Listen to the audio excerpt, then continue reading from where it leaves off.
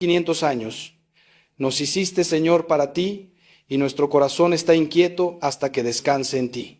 Esa inquietud que sientes, esa angustia que no tiene nombre, es tu alma gritándote que vuelvas a casa.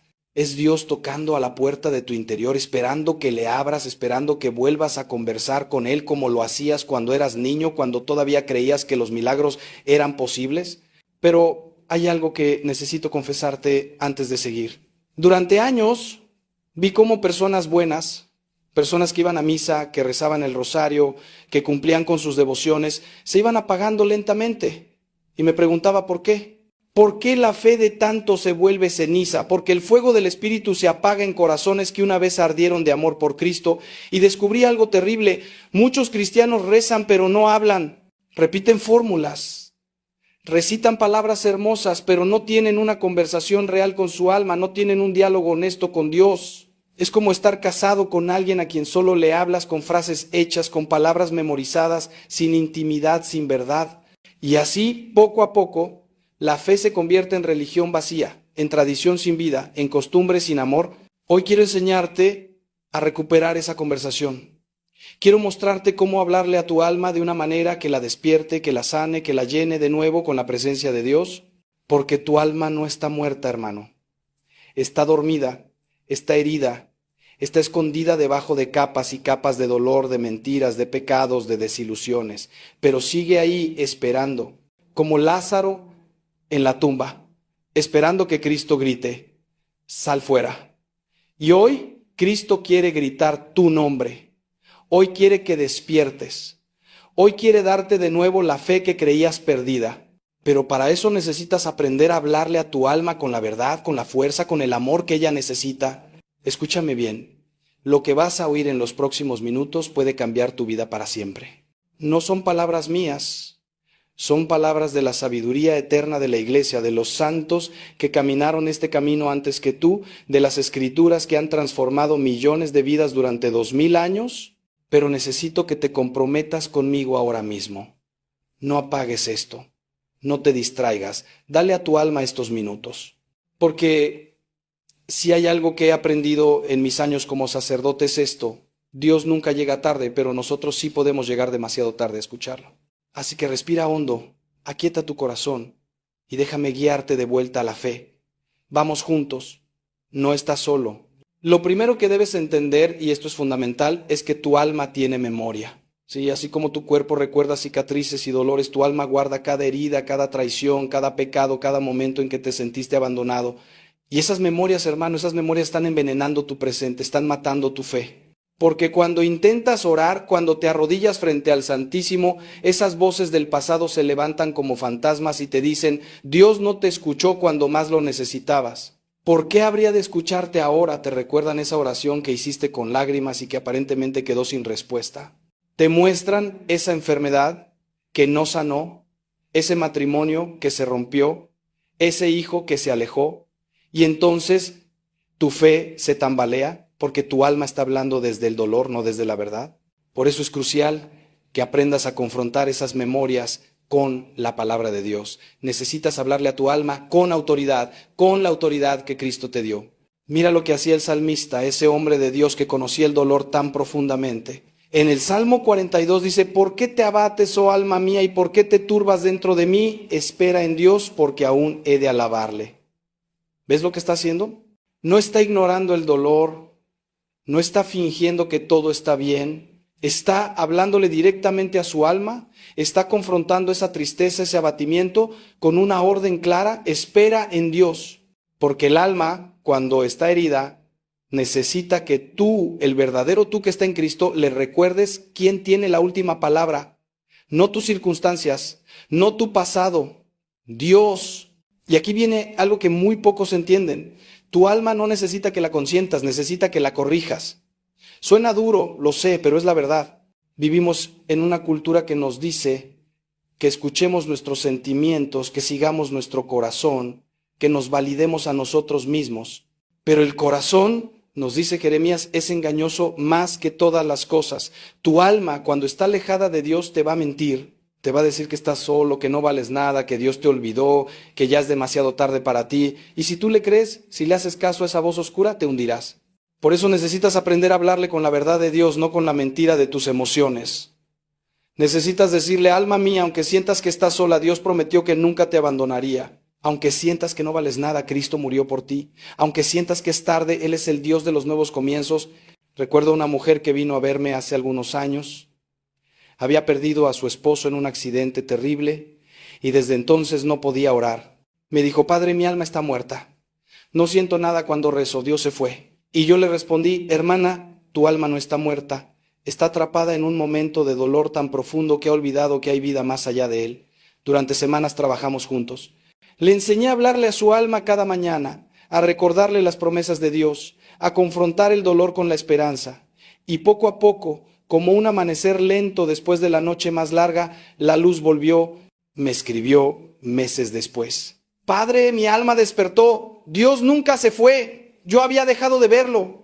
Eso es lo que pasa cuando aprendemos a hablarle correctamente a nuestra alma. Recuperamos la visión espiritual que el dolor nos robó. Entonces, ¿cómo empiezas?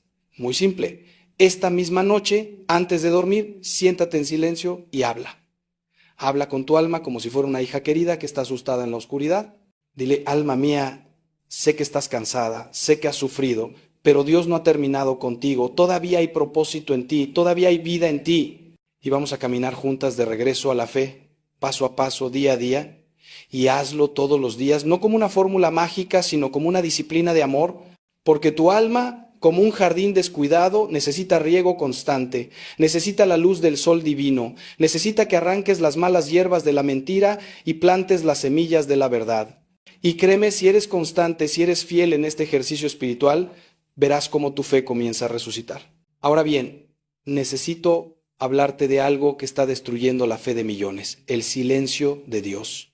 Esa experiencia terrible, cuando oras y el cielo parece de bronce, cuando clamas y no hay respuesta, cuando buscas y parece que Dios se esconde.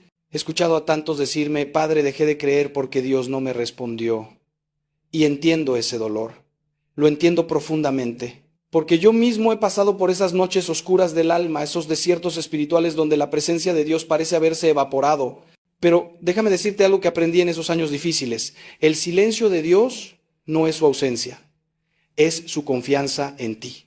Piénsalo así. Cuando un padre está enseñando a su hijo a nadar, llega un momento en que tiene que soltar. No porque no ame al niño, sino precisamente porque lo ama y sabe que necesita aprender a mantenerse a flote por sí mismo. Y en ese momento el niño siente pánico, siente que papá lo abandonó, pero papá está ahí, cerca, vigilante, listo para intervenir si es necesario, pero permitiendo que el niño desarrolle su propia fuerza. Así es Dios con nosotros en esos silencios espirituales. No nos ha abandonado. Está permitiendo que nuestra fe crezca, que dejemos de ser bebés espirituales que solo creen cuando sienten y nos convirtamos en guerreros de la fe que creen incluso cuando no sienten nada. Santa Teresa de Ávila pasó años en sequedad espiritual. Años. Esta mujer gigante de la fe, esta doctora de la iglesia, experimentó tiempos largos donde Dios parecía ausente. ¿Y sabes qué hizo? No dejó de orar, no abandonó su relación con Dios. Siguió adelante con una fe desnuda, sin consuelo, sin experiencias místicas, solo con la decisión firme de creer. Y fue precisamente en esos tiempos de sequedad donde su alma se fortaleció más. Porque la fe que solo funciona cuando te sientes bien no es verdadera fe, es solo sentimentalismo religioso. La fe real, la fe que mueve montañas, es la que permanece cuando todo grita que Dios no está ahí. Por eso necesitas hablarle a tu alma en esos momentos de silencio divino. Necesitas decirle, alma mía, sé que no sientes su presencia, pero Él prometió que nunca nos dejaría ni nos desampararía. Sé que el cielo parece cerrado, pero Cristo abrió el camino con su sangre. Sé que parece que oras en vano, pero ni una sola palabra dicha en fe se pierde en el universo. Y aquí está el secreto. En esos momentos no ores para recibir, ora para dar. No busques consuelo, busca consolar a Dios. Sí, lo oíste bien, consolar a Dios. Porque Cristo mismo sudó sangre en Getsemaní, experimentó el silencio del Padre en la cruz cuando gritó, Dios mío, ¿por qué me has abandonado? Entonces, cuando tú atraviesas tu propio Getsemaní, tu propia cruz, estás acompañando a Cristo en su dolor. Y eso, hermano, eso es oración de la más alta calidad. Te voy a dar un ejercicio práctico. La próxima vez que sientas ese silencio de Dios, ese vacío en la oración, no huyas. No llenes ese silencio con ruido, con televisión, con redes sociales, con trabajo, quédate en él. Siéntate en ese desierto y dile a tu alma, ahora vamos a aprender a amar a Dios no por lo que nos da, sino por quien Él es. Vamos a adorarlo en el desierto, vamos a alabarlo en la sequedad, vamos a confiar en la oscuridad. Y permanece ahí, aunque sea solo 5 minutos, porque en ese ejercicio de fe pura, tu alma está siendo entrenada para una intimidad con Dios que va más allá de los sentimientos, más allá de las experiencias, directo al corazón de lo que significa amar a Dios con todo tu ser. Pero hay algo más que necesitas saber, algo que te va a liberar si lo entiendes bien, y es esto. Tu alma necesita escuchar la verdad sobre el pecado. Sí, el pecado. Esa palabra que ya casi nadie quiere pronunciar, esa realidad que la cultura moderna niega, minimiza o justifica. Pero si quieres recuperar tu fe, si quieres que tu alma vuelva a respirar, necesitas llamar al pecado por su nombre. Porque el pecado no es simplemente un error, no es solo una equivocación, no es únicamente una debilidad humana. El pecado es una traición al amor, es una rebelión contra Dios, es una herida autoinfligida en tu propia alma. Y aquí está el problema. Hemos creado una espiritualidad suave, una fe de algodón de azúcar que no confronta el pecado. Hablamos de crecer, de sanar, de ser mejores personas, pero evitamos la palabra pecado como si fuera una obscenidad. Y entonces las personas viven cargando culpas que no entienden, arrastrando cadenas que no pueden ver, prisioneros de comportamientos que destruyen su vida pero que no reconocen como pecado. Y su alma se enferma, se marchita, se apaga, porque el pecado sin confesar es como un cáncer sin tratar, sigue creciendo en la oscuridad hasta que mata. Escucha lo que dice San Juan en su primera carta: si decimos que no tenemos pecado, nos engañamos a nosotros mismos y la verdad no está en nosotros. Si confesamos nuestros pecados, Él es fiel y justo para perdonar nuestros pecados y limpiarnos de toda maldad. ¿Ves la conexión? El primer paso hacia la sanación del alma es el reconocimiento honesto del pecado, no la justificación, no la racionalización. No el todos lo hacen o no es para tanto, sino el reconocimiento claro, valiente, humilde: pequé, me rebelé contra Dios, herí mi alma, necesito misericordia. Déjame contarte algo que vi hace poco. Un hombre vino al confesionario después de 30 años, 30 años, y cuando empezó a hablar se derrumbó, lloró como un niño. Me dijo: padre, he vivido muerto por dentro todo este tiempo. Sabía que estaba mal, pero seguía justificándome, seguía diciéndome que Dios entendía que no era tan grave. Pero mi alma se estaba pudriendo, y después de la confesión, después de recibir la absolución, me miró con ojos que no veía hace décadas, vivos, limpios, llenos de luz. Me dijo: padre, siento como si hubiera resucitado. Y es que eso es exactamente lo que pasa cuando confrontamos nuestro pecado y lo llevamos al sacramento de la reconciliación. Resucitamos. El alma que estaba muerta vuelve a vivir. Entonces, ¿cómo le hablas a tu alma sobre el pecado? Con valentía y con amor. Le dices: alma mía, no podemos seguir fingiendo, no podemos seguir llamando a la oscuridad luz. Ese hábito que te está destruyendo, ese resentimiento que guardas, esa impureza que alimentas, esa mentira que vives, eso es pecado. Y el pecado te está matando, pero hay esperanza, hay perdón, hay un sacerdote esperando en el confesionario, hay un Dios esperando con los brazos abiertos, hay una misericordia infinita disponible para ti ahora mismo. Y luego das el paso, vas a confesarte. No mañana, no cuando te sientas listo, ahora, porque tu alma no puede esperar más. Ahora déjame preguntarte algo y necesito que respondas con total honestidad en tu corazón. ¿Cuándo fue la última vez que te detuviste a agradecer? No me refiero a un gracias Dios dicho de pasada, sino a un verdadero acto de gratitud, donde te sentaste a contemplar las bendiciones que tienes y le dijiste a tu alma: mira todo lo que Dios ha hecho por ti. Porque hay un veneno silencioso que está matando la fe de esta generación y se llama ingratitud. Vivimos en la abundancia, pero nos sentimos vacíos. Tenemos más que cualquier generación anterior, pero somos los más infelices. ¿Sabes por qué? Porque hemos perdido la capacidad de agradecer. La ingratitud es la puerta de entrada a todos los demás males espirituales. San Pablo lo dice claramente en Romanos: cuando los hombres conocieron a Dios, pero no le glorificaron como a Dios ni le dieron gracias, se envanecieron en sus razonamientos y su necio corazón fue entenebrecido. ¿Ves la progresión? Falta de gratitud, luego vienen los razonamientos vanos, luego la oscuridad del corazón.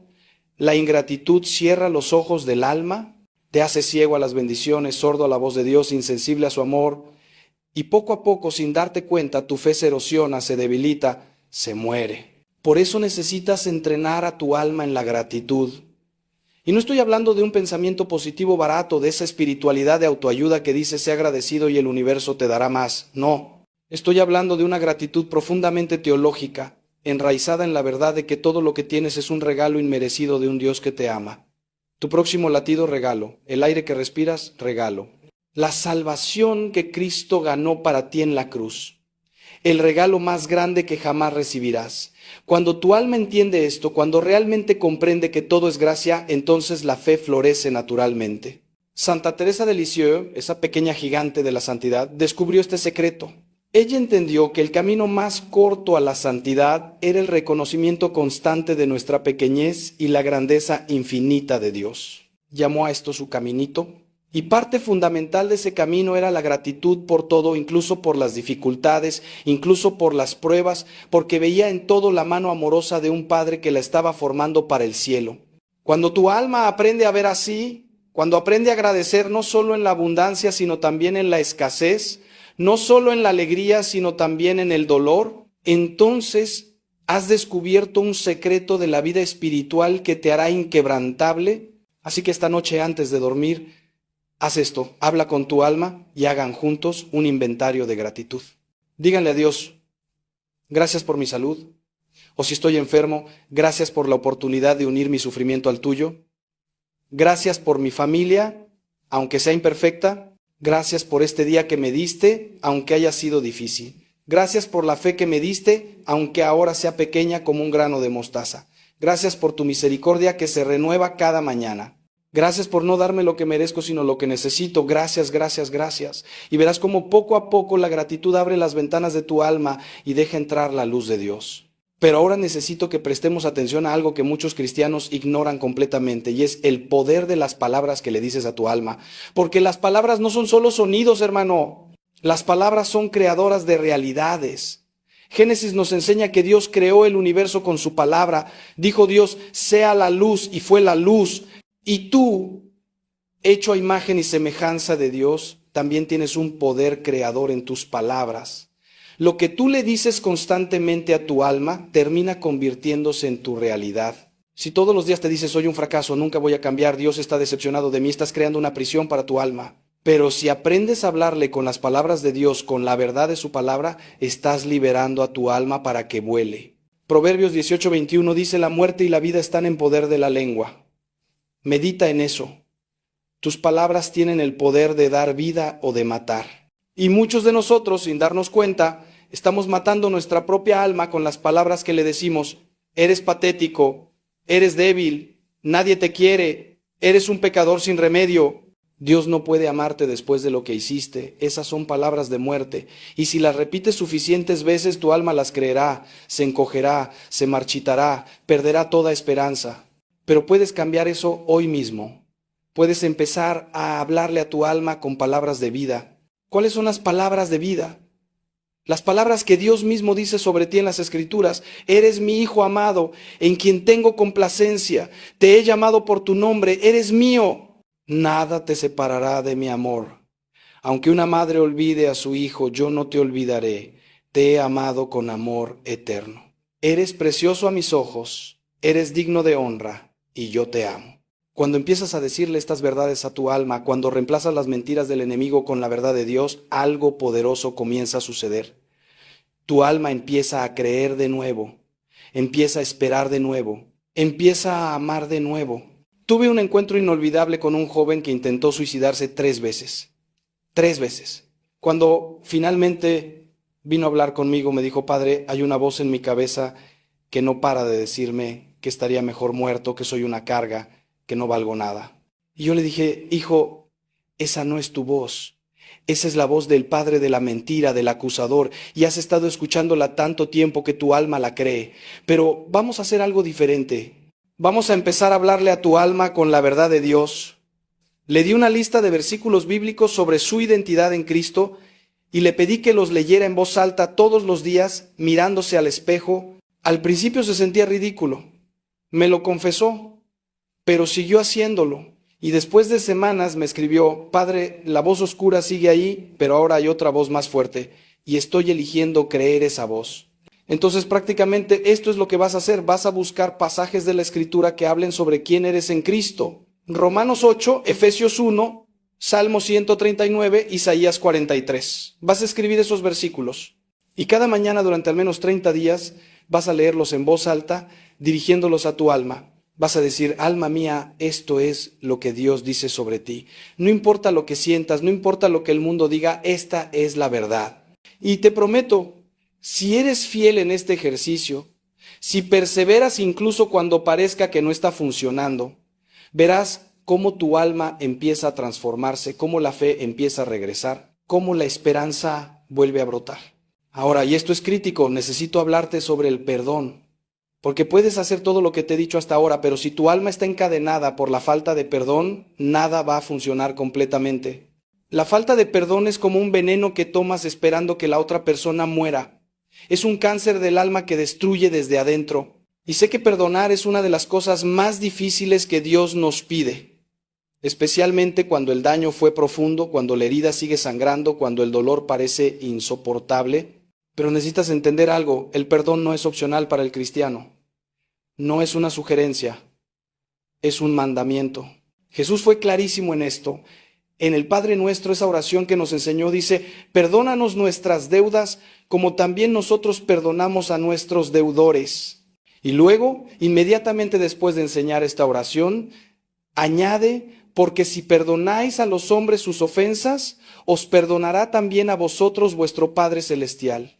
Mas si no perdonáis a los hombres sus ofensas, tampoco vuestro Padre os perdonará vuestras ofensas.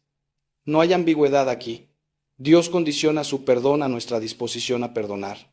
Y esto no es porque Dios sea mezquino, sino porque un corazón que se niega a perdonar es un corazón cerrado, incapaz de recibir el perdón de Dios. Pero déjame explicarte algo que va a cambiar tu perspectiva sobre el perdón. Perdonar no significa decir que lo que te hicieron estuvo bien. No significa fingir que no pasó nada. No significa reconciliarte automáticamente con quien te dañó. Perdonar significa soltar tu derecho a la venganza, entregar a esa persona a Dios y decidir que no vas a permitir que ese dolor controle tu vida por más tiempo. Es un acto de liberación principalmente para ti. Porque mientras no perdones, estás atado a esa persona, a ese evento, a ese dolor. Ellos viven rent free en tu cabeza, controlando tus emociones, envenenando tu presente, robándote el futuro. Recuerdo a una mujer que no podía perdonar a su padre por el abuso que sufrió de niña. Llevaba 40 años cargando ese odio, 40 años. Y ese odio había destruido su matrimonio, su relación con sus hijos, su fe. Cuando vino a verme estaba completamente rota. Y le dije, hermana, tu padre ya no te está lastimando. Tú te estás lastimando a ti misma al negarte a perdonar. Fue un proceso largo, doloroso. No fue un momento mágico donde de repente todo quedó bien. Fue una decisión que tuvo que tomar día tras día, a veces hora tras hora. Elijo perdonar, elijo soltar. Entrego este dolor a Cristo. Y poco a poco, como una carga pesada que se levanta de los hombros, la paz comenzó a llegar. Me dijo meses después, padre, sigo recordando lo que pasó, pero ya no me controla, soy libre. Entonces, ¿cómo le hablas a tu alma sobre el perdón? Con honestidad brutal primero. Le dices, alma mía, sé que duele, sé que lo que te hicieron fue terrible, injusto, cruel, tienes derecho a sentir ese dolor. Primero validas el dolor, porque el perdón verdadero no niega la realidad del daño. Pero luego le dices, sin embargo, alma mía, llevar este odio nos está matando, nos está alejando de Dios. Nos está robando la paz. Y hoy, aunque no lo sintamos, vamos a tomar la decisión de perdonar. No porque lo merezcan, sino porque nosotros merecemos ser libres. Vamos a entregar este dolor a Cristo, quien fue herido injustamente y aún así perdonó. Y vamos a confiar en que Él traerá justicia a su tiempo. Y haces esto las veces que sea necesario. Porque el perdón a veces no es un evento, sino un proceso. Pero escúchame bien, y esto puede ser lo más importante que te diga hoy. Hay alguien a quien probablemente necesitas perdonar más que a nadie, y esa persona eres tú mismo. ¿Cuántos de ustedes están cargando culpa por errores del pasado, por decisiones que tomaron, por pecados que cometieron, incluso después de haberlos confesado? Le han pedido perdón a Dios 1000 veces, pero no se han perdonado a sí mismos. Y esa falta de autoperdón es una forma de orgullo, aunque no lo parezca. Porque estás diciendo, mi pecado es más grande que la misericordia de Dios, mi error es imperdonable. ¿Ves el orgullo ahí? ¿Estás poniendo tu juicio por encima del juicio de Dios? Si Dios te ha perdonado, si has ido a confesarte y has recibido la absolución, ese pecado está borrado. Está tan lejos de ti como está el oriente del occidente, está en el fondo del mar. Está cubierto por la sangre de Cristo. Pero tú sigues escarando en esa herida, tú sigues acusándote, tú sigues castigándote y necesitas decirle a tu alma, basta. Si Dios, que es infinitamente santo, me ha perdonado, ¿quién soy yo para no perdonarme? Si Cristo consideró que valía la pena morir por mí, ¿quién soy yo para decir que no valgo nada? El autoperdón no es indulgencia, es aceptar la misericordia de Dios. Es vivir en la verdad de que has sido redimido. Conocí a un hombre que había tenido un aborto con su novia cuando eran jóvenes. Décadas después, ese peso seguía destruyéndolo. Se había confesado innumerables veces, había llorado, había pedido perdón, pero no podía perdonarse a sí mismo. Le dije, hermano, cada vez que te niegas a perdonarte, estás diciendo que la cruz de Cristo no fue suficiente. Estás añadiendo tu sufrimiento al sufrimiento de Cristo, como si el de Él no bastara. Eso lo impactó. Y finalmente pudo decir, acepto tu perdón, Señor, y me perdono a mí mismo. La transformación fue visible, como si hubiera dejado caer cadenas que había cargado por años. Así que hoy, ahora mismo, necesito que te preguntes, ¿a quién necesito perdonar? ¿Qué resentimiento estoy cargando que me está alejando de Dios? ¿Me he perdonado a mí mismo? Y luego habla con tu alma, dile, hoy vamos a dar el paso más difícil y más liberador. Vamos a perdonar, no porque sintamos hacerlo, sino porque confiamos en Dios, y hazlo. Escribe el nombre de esa persona, o tu propio nombre, y di en voz alta, yo, en el nombre de Jesús, elijo perdonar a fulano de tal por tal cosa. Suelto mi derecho a la venganza, entrego este dolor a Dios y declaro que soy libre. Puede que las emociones no cambien inmediatamente, pero has plantado una semilla de libertad que Dios va a hacer crecer. Ahora quiero llevarte a un territorio que puede ser incómodo, pero absolutamente necesario si queremos recuperar la fe verdadera. Y es el tema del sufrimiento. Porque una de las razones principales por las que la gente pierde la fe es porque no entiende el sufrimiento. Creen que si Dios es bueno y todopoderoso, no debería haber dolor en el mundo. Y cuando el dolor llega a sus vidas personalmente, cuando pierden a un ser querido, cuando enferman, cuando sus planes se derrumban, concluyen que Dios no existe o que no los ama o que no le importan. Y su fe se desmorona. Pero necesitas entender algo fundamental. El sufrimiento no es evidencia de la ausencia de Dios. Es, paradójicamente, uno de los lugares donde Dios está más presente. Jesús mismo no evitó el sufrimiento. Él, siendo Dios, eligió sufrir. Eligió ser traicionado, torturado, crucificado. Y lo hizo no porque el sufrimiento sea bueno en sí mismo, sino porque en un mundo caído el sufrimiento es inevitable y Él quiso santificarlo, quiso darle significado, quiso mostrarnos cómo atravesarlo sin perder la fe. San Pablo dice algo revolucionario en Colosenses, ahora me gozo en lo que padezco por vosotros y cumplo en mi carne lo que falta de las aflicciones de Cristo. Lo que falta de las aflicciones de Cristo, ¿cómo puede faltar algo? No es que el sufrimiento de Cristo fuera insuficiente para la salvación. Fue perfectamente suficiente. Pero Cristo nos invita a unirnos a su sufrimiento redentor. Nos invita a que nuestro dolor tenga significado, a que nuestras lágrimas no sean desperdiciadas, a que nuestras cruces se unan a su cruz y así participemos en la redención del mundo.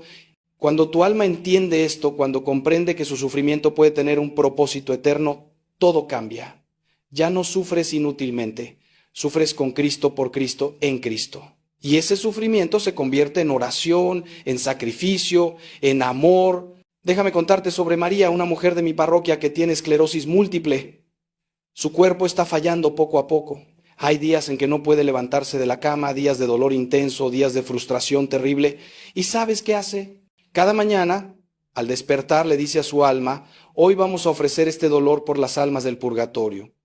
Vamos a unir este sufrimiento a la cruz de Cristo. Y me ha dicho, Padre, mi enfermedad no ha cambiado, sigo sufriendo, pero ya no sufro sola, ni sin sentido, sufro con Jesús y eso lo cambia todo. Esa mujer entiende algo que muchos sanos no comprenden, que el sufrimiento ofrecido a Dios es una de las oraciones más poderosas que existen. Por eso necesitas hablarle a tu alma sobre el sufrimiento antes de que llegue y cuando está presente, necesitas decirle, alma mía, el dolor vendrá, la pérdida llegará. La enfermedad puede tocar a nuestra puerta, pero no estamos solos. Cristo sufrió primero y nos prometió, En el mundo tendréis aflicción, pero confiad, yo he vencido al mundo. Y cuando el sufrimiento llega, en lugar de preguntarle a Dios por qué, aprendes a decirle, ¿para qué? ¿Qué quieres enseñarme? ¿Cómo quieres usarme? ¿A quién quieres que bendiga con este dolor? Esa es la diferencia entre un alma que se hunde en el sufrimiento y un alma que se eleva a través de él. Y déjame ser claro, no estoy romantizando el dolor, no estoy diciendo que debemos buscar el sufrimiento o que es algo bueno en sí mismo. El sufrimiento es consecuencia del pecado, de vivir en un mundo caído. Pero Dios, en su infinita sabiduría, puede tomar incluso lo peor que nos pasa y convertirlo en bendición. Puede tomar la ceniza y hacerla belleza. Puede tomar el luto y darle alegría. Puede tomar el lamento y convertirlo en danza. Pero solo si le entregamos ese dolor, solo si confiamos en él en medio de la oscuridad. Entonces habla con tu alma hoy. Pregúntale, ¿qué dolor estás cargando que no has ofrecido a Dios? Y luego, haz esa ofrenda, Señor, este dolor, esta enfermedad, esta pérdida, esta frustración, la pongo en tus manos. Úsala para tu gloria. Que no sea en vano. Llegamos a un punto crucial en nuestra conversación, porque hasta ahora te he hablado de cómo hablarle a tu alma sobre el pasado, sobre el perdón, sobre el sufrimiento, pero ahora necesito hablarte sobre el futuro, sobre la esperanza. Porque una de las armas más efectivas del enemigo para destruir tu fe es robarte la esperanza. Hacerte creer que ya no hay futuro para ti, que tus mejores días quedaron atrás, que es demasiado tarde para cambiar, para empezar de nuevo, para ser feliz, para ser santo. Y demasiados cristianos viven sin esperanza. Viven en modo de supervivencia, arrastrándose día a día, resignados a una vida mediocre, a una fe tibia, a un futuro gris. Han perdido la capacidad de soñar, de imaginar que Dios todavía tiene planes para ellos. Y su alma se marchita en esa desesperanza. Pero escucha lo que dice Jeremías 29:11. Porque yo sé los planes que tengo para vosotros, dice el Señor. Planes de bienestar y no de mal, para daros un futuro y una esperanza. ¿Escuchaste eso? Dios tiene planes. Planes específicos para ti. Ahora, y son planes de bienestar, de futuro, de esperanza. No importa cuántos años tengas. No importa cuántos errores hayas cometido. No importa cuánto tiempo perdiste. Dios es el Dios de los nuevos comienzos. Es el Dios que puede hacer brotar agua en el desierto, que puede hacer florecer el valle de huesos secos, que puede resucitar a los muertos. Y si pudo hacer todo eso, ¿crees que no puede renovar tu vida? ¿Crees que no puede restaurar tu fe? ¿Crees que no puede darte un futuro hermoso incluso si tu pasado fue terrible? La resurrección de Cristo es la promesa de que nada está verdaderamente muerto si está en las manos de Dios. Santa Mónica lloró por su hijo Agustín durante décadas. Vio cómo ese joven brillante se hundía en el pecado, en las herejías, en una vida disoluta. Y ella no dejó de orar, no perdió la esperanza. Le dijeron que era inútil, que era demasiado tarde, que su hijo estaba perdido. Pero ella siguió creyendo que Dios podía transformarlo y lo hizo. Agustín se convirtió en uno de los santos y doctores de la iglesia más grandes de todos los tiempos. La lección: nunca es demasiado tarde para que Dios actúe. Nunca es tarde para la conversión. Nunca es tarde para un milagro. Por eso necesitas hablarle a tu alma con esperanza. Necesitas recordarle las promesas de Dios. Necesitas decirle: alma mía, sé que estás cansada, sé que has intentado cambiar 1000 veces y has fallado. Sé que sientes que ya no hay más oportunidades. Pero Dios dice que sus misericordias son nuevas cada mañana. Mañana es un nuevo día, mañana es una nueva oportunidad. Y el Dios que comenzó la buena obra en nosotros la completará hasta el día de Cristo Jesús. Y no hablo de un optimismo ingenuo, de un pensamiento positivo vacío. Hablo de una esperanza teologal, enraizada en las promesas inquebrantables de un Dios que no puede mentir. Entonces, prácticamente esto es lo que vas a hacer. Vas a escribir una carta a tu alma sobre el futuro. Vas a preguntarle a Dios: Señor, ¿qué futuro tienes para mí? Y vas a escuchar en silencio, en oración, vas a esperar. Y luego vas a escribir no lo que tú quieres, sino lo que sientes que Dios te está mostrando. Tal vez es una imagen de ti sirviendo a otros. Tal vez es una relación restaurada. Tal vez es un ministerio, un propósito, una misión. Escríbelo y luego todos los días lee esa carta. Recuérdale a tu alma que hay un futuro esperándola, que Dios no ha terminado, que lo mejor está por venir. Y esa esperanza, alimentada día a día, será el combustible que mantenga tu fe viva. Pero ahora tengo que decirte algo que puede incomodarte, pero que es absolutamente vital si queremos ser honestos en este camino de recuperar la fe. Y es esto: necesitas comunidad. Necesitas la iglesia. Necesitas otros cristianos, no puedes hacer esto solo. La fe no es un deporte individual, es un cuerpo, el cuerpo de Cristo. Y tú eres un miembro de ese cuerpo, no la totalidad. Y cuando intentas vivir tu fe aislado, cuando dejas de ir a misa, cuando te alejas de la comunidad, tu alma se debilita peligrosamente. Eclesiastés 4 dice, mejores son dos que uno, porque si cayeren el uno levantará a su compañero, pero ay del solo, que cuando cayere no habrá segundo que lo levante. ¿Cuántas veces he visto esto? Personas que se alejan de la iglesia, que dejan de congregarse, que dicen, yo tengo mi relación personal con Dios, no necesito a nadie más. Y poco a poco su fe se enfría, porque no hay nadie que los anime, no hay nadie que ore con ellos, no hay nadie que los confronte cuando están equivocados, no hay nadie que los levante cuando caen, y terminan perdiendo completamente la fe. La verdad es que necesitamos los sacramentos. Necesitamos la Eucaristía. Cristo dijo, si no coméis la carne del Hijo del Hombre y bebéis su sangre, no tenéis vida en vosotros, no tenéis vida. Sin la Eucaristía, tu alma está desnutrida espiritualmente. Puede que no lo sientas inmediatamente, igual que no sientes inmediatamente los efectos de la mala nutrición física, pero con el tiempo, la desnutrición espiritual te mata. Por eso la misa dominical no es opcional, no es solo una tradición bonita. Es el alimento que tu alma necesita para sobrevivir, para crecer, para estar fuerte. Recuerdo a un hombre que había dejado de ir a misa. Estoy muy ocupado, me decía. Tengo muchas responsabilidades. Dios entiende. Y le respondí, hermano, si estás demasiado ocupado para alimentar tu alma, estás más ocupado de lo que Dios quiere que estés. Porque sin ese alimento todo lo demás en tu vida va a colapsar eventualmente. No me creyó, pero meses después volvió, completamente quebrado. Su matrimonio estaba al borde del divorcio, sus hijos no le hablaban, había caído en adicciones. Y me dijo, padre, tenía razón, cuando dejé de alimentar mi alma, todo lo demás empezó a morir. Volvió a los sacramentos, volvió a la comunidad, y poco a poco Dios fue restaurando lo que las langostas habían comido. Por eso necesitas hablarle a tu alma sobre la importancia de la comunidad y los sacramentos. Necesitas decirle, alma mía, no podemos hacerlo solas. Necesitamos a nuestros hermanos y hermanas. Necesitamos el cuerpo y la sangre de Cristo. Necesitamos el sacramento de la reconciliación. Necesitamos la dirección espiritual. Necesitamos estar en la casa de Dios, adorando con el pueblo de Dios.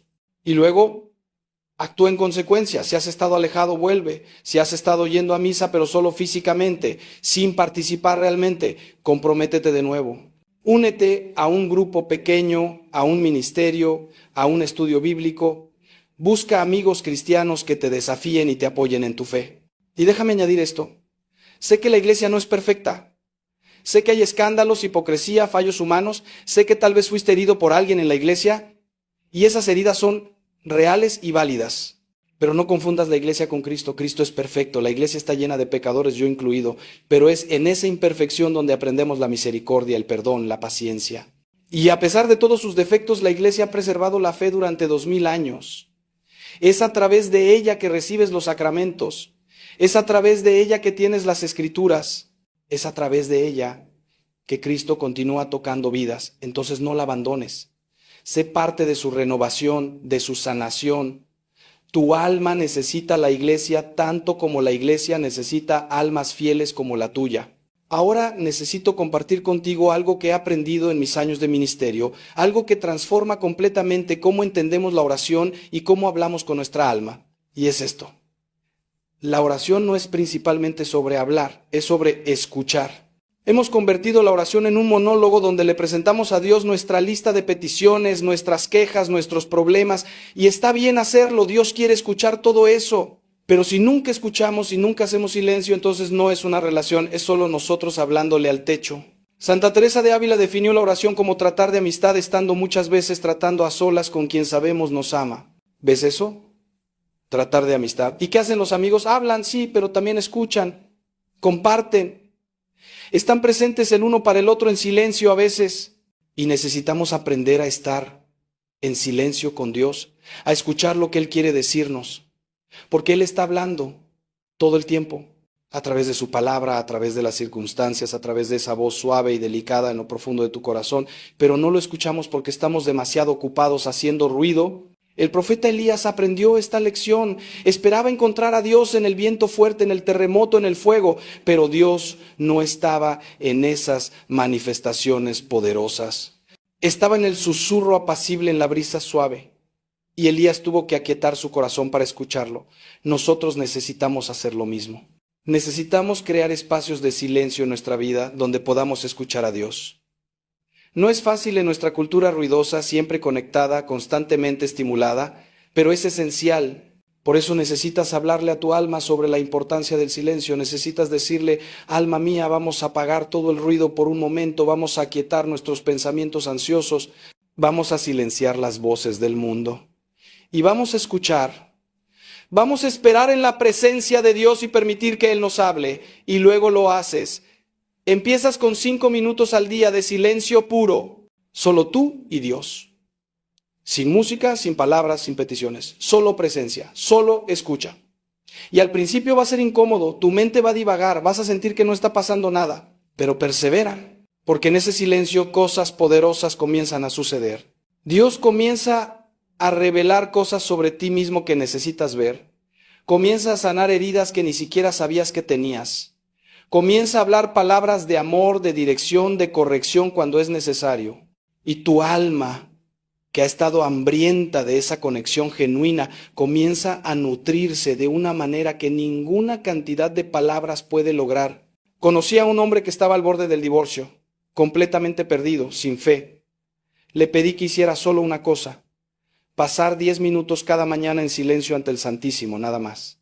Sin oraciones elaboradas, sin agenda, solo estar. Después de un mes me dijo: Padre, no sé qué pasó, pero algo cambió. Dios me habló en ese silencio, me mostró mi orgullo, mi egoísmo.